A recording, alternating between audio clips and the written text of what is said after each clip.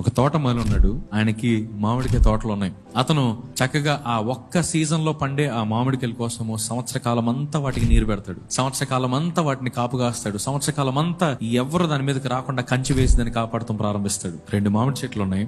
2 పచ్చగా ఉన్నాయి. 2 పెద్దగా పెరిగాయి. 2 గుబురుగా ఉన్నాయి. కానీ సీజన్ వచ్చినప్పుడు ఒకటి మాత్రం ఎన్నో మామిడికాయలు పండించింది. ఒకటి మాత్రము ఒక్క మామిడికాయ కూడా పండించలేదు. కానీ దూరం నుంచి చూసినప్పుడు 2 ఒకలాగే కనపడినాయి. దూరం నుంచి చూసినప్పుడు 2 మంచిగా ఉన్నాయి, ఆరోగ్యంగా ఉన్నాయి, పచ్చని ఆకులు ఉన్నాయి. కానీ దగ్గరికి వెళ్ళినప్పుడు మాత్రం తినడానికి ఒక్క పండు కూడా లేదు. అప్పుడు ఆ తోటమాలి ఏమంటాడు, దీన్ని 4 సంవత్సరాల నుంచి చూస్తున్నా, 3 సంవత్సరాల నుంచి చూస్తున్నా, ఈసారన్నా పండుతుందేమో అని. కానీ ఎప్పటికీ ఇది పండట్లేదు కనుక ఇది బ్రతికి ఉండడం అనవసరం, ఇది ఇక్కడ నిలిచి ఉండడం అనవసరం, నా తోటలో ఇది ఉండడం అనవసరం, దానికి ప్లేస్ వేస్ట్. కాబట్టి వేర్లతో సహా దాన్ని పెరికి వేసి అక్కడ మరొక కొత్త చెట్టును నాటుదాం. ఆ వేళ్లతో పెరికి వేసిన దాన్ని తీసుకెళ్లి ఎండబెట్టి అగ్నికి తప్ప ఇంకా దేనికి పనికిరాదు. ఈ రోజున మన వైపు కూడా దేవుడు చూస్తుంది. నువ్వు ఎంత భక్తిగా బయటకు ఉంటున్నావా, లేదా ఎంత డిసిప్లిన్ గా ఉంటున్నావా, ఈ లోకానికి ఎంత ప్రయోజకుడుగా ఉంటున్నావా కాదు, నీ జీవితంలో ఫలభరితమైన జీవితం ఉందో లేదు. ఈ లోకానికి నువ్వు నా బిడ్డవని చెప్తున్నావు, కానీ నీ జీవితంలో ఎట్లాంటి ఆశీర్వాదము కనపడట్లేదు. నీ జీవితంలో ఎట్లాంటి డిసిప్లిన్ కనపడట్లేదు, ఎట్లాంటి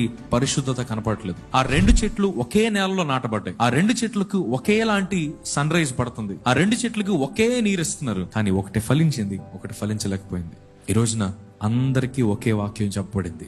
అందరం ఒకే మందిరంలోకి వచ్చాం. కానీ ఒక్కొక్కరు ఆత్మీయ స్థితి ఒక్కొక్కలాగా ఉంది. ఒకరు దేవునికి విధేయత చూపిస్తున్నారు, ఒకరు దేవునికి ఇష్టలుగా జీవిస్తున్నారు. ఒకరు ఎంత వాక్యం విన్నప్పటికీ కూడా రాతి నేలను పడిన విత్తనం లాగా దాన్ని అలాగా తుడిచివేస్తున్నారు. ఇక్కడ ఉన్నంత వరకు నేను మంచిగా ఉంటాను కాదు, నీ ఫలములు నీ ఇంట్లో కనపడాలి, నీ ఫలములు నీ ఆఫీస్ లో కనపడాలి. నువ్వు ఆశీర్వదింపబడుట సమాజం మాట్లాడుకోవాలి.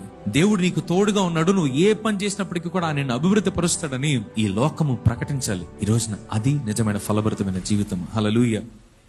ఒక తోటమాలి ఉన్నాడు. ఆయనకి మామిడికాయ తోటలు ఉన్నాయి. అతను చక్కగా ఆ ఒక్క సీజన్ లో పండే ఆ మామిడికాయల కోసము సంవత్సర కాలం అంతా వాటికి నీరు పెడతాడు. సంవత్సర కాలం అంతా వాటిని కాపుగాస్తాడు. సంవత్సర కాలం అంతా ఎవరు దాని మీదకి రాకుండా కంచి వేసి దాన్ని కాపాడటం ప్రారంభిస్తాడు. 2 మామిడి చెట్లు ఉన్నాయి.